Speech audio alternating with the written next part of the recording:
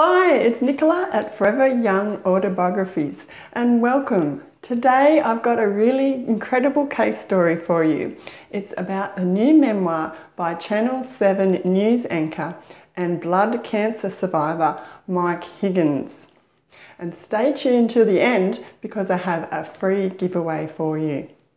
If this is the first time you've come across Forever Young Autobiographies, welcome. It's the place where we learn to write life stories for family and friends so that unique memories can live on. I'd love for you to like, subscribe and follow the show. A little bit of background about Mike. I came across him, or I rang him up the other week, and we had a chat about his new memoir, which is Trouserless Under the News Desk, a really fun title. It's published by Boolarong. Now, it came out in June and he's been travelling up and down across Australia promoting the new book. And he had some really good ideas for us as writers, whether we're writing an autobiography, a memoir, a biography, or a life story for a family member. So I just thought I'd launch into a few of the topics that we broached in my conversation and share them with you. Now, a little bit about Mike for those outside of Australia. Mike's been on television. He's had a television career of 25 years. He was a newsreader for the nightly news on Channel 7, but also is well known for his documentaries. He won a United Nations Media Peace Prize for that as well. So very notable. He also became the news a couple of times, most notably when he was on the run from some drug runners and famously recorded a news story in the nude, interviewing nudists at a nude beach. So he's a bit of a character, Mike. But most notably, just recently, his life was under threat again, this time from a blood cancer. He was given 16% chance of survival. He had years of chemotherapy, he underwent a bone marrow transplant and he almost died. So the book covers all of this and more, but it really, as I spoke to him, he said he hopes that this memoir inspires other people facing challenges, whether it is health related, psychological or other. He hopes that this book will just motivate them to keep going and perhaps write their own stories down too. So the first point I probably want to talk about that we discussed was the writing process that Mike went through to get this book out to publication. Now, he said the most intense writing period was when he was actually in hospital undergoing treatment. He just would scribble down anything on anything. He had old notebooks or bits of scraps of paper, receipts, menus, tissue paper. He said it just sort of came flowing out. In that cancer ward, he said everyone's day-to-day armour just falls away. Everybody is just so vulnerable and there's nothing to hide behind, just things come out and you make these really heartfelt connections with people and have these heartfelt, honest conversations. And so that really did spur along his writing. So that was the most intense block of time that he did the writing. And then he showed the finished product to two people, and he managed to get an arts grant to employ someone to then type it all up and help with the publishing process. So it was really interesting to see everybody approaches the writing a little bit differently, but they can give you some insights and some ideas for your own writing. Now, Mike also did bring up that this cancer journey, this writing journey, there's been some amazing positive things to come out of it. Namely that at the age of 74, he's found a new love of his life in the cancer ward of all places. So, how's that? Pretty interesting.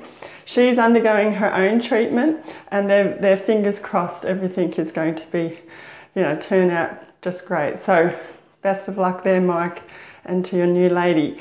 Another really great thing to come out of the book was just recently he told me that he was driving along the highway or driving along in his van, which he has got promotional signs on the outside promoting the memoir. And there was a car behind tooting on the horn, arm out the window, and he was like, oh my goodness, have I got my lights on? Is something hanging out the back of the van? So he pulled over, but no, they were just people who'd read his book, who'd been touched by cancer and just wanted to say thank you for writing this. Thank you. It's meant so much to them.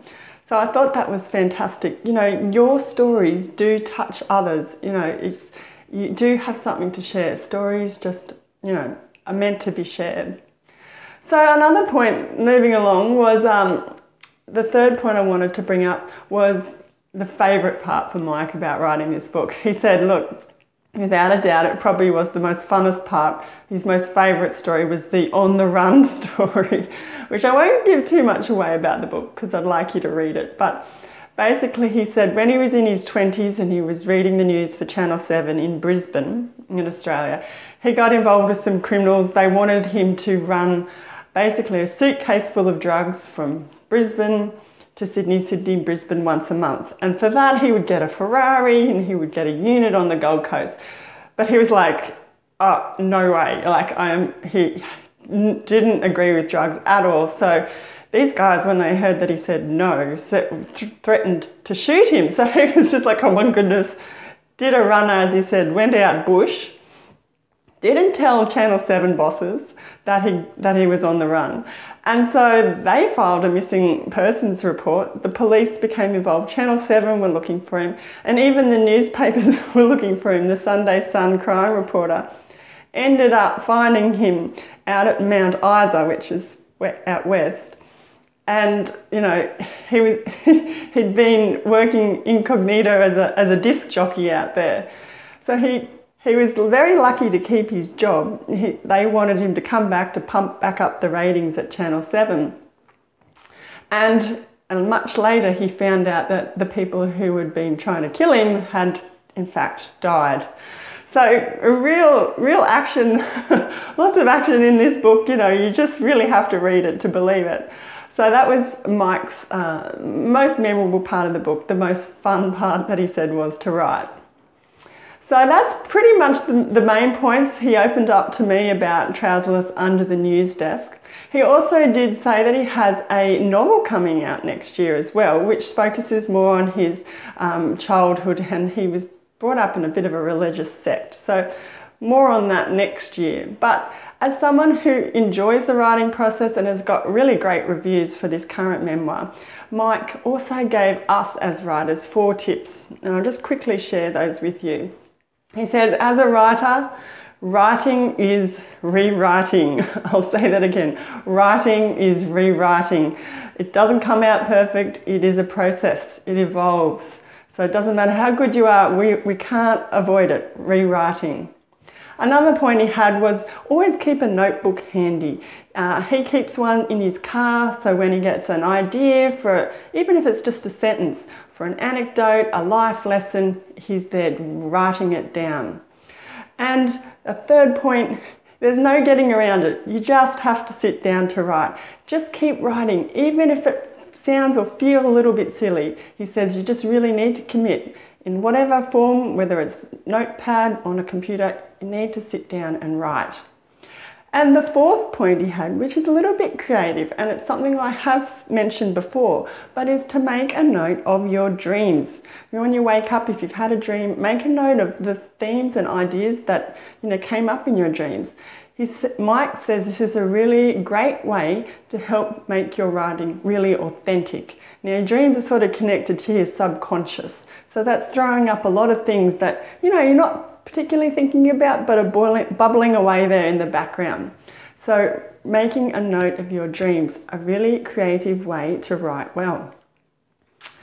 So if you'd like to know more about this is all just a summary of my talk with Mike the other week, but I've got a whole article on my website which goes into a lot more detail of our conversation.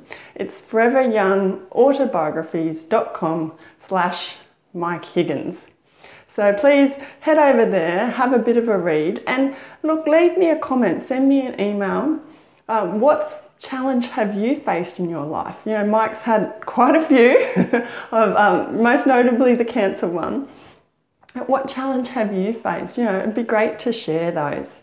Also, look, I'd love for you to follow, subscribe and like Forever Young Autobiographies. That would be really great. It helps other people helps other people find us.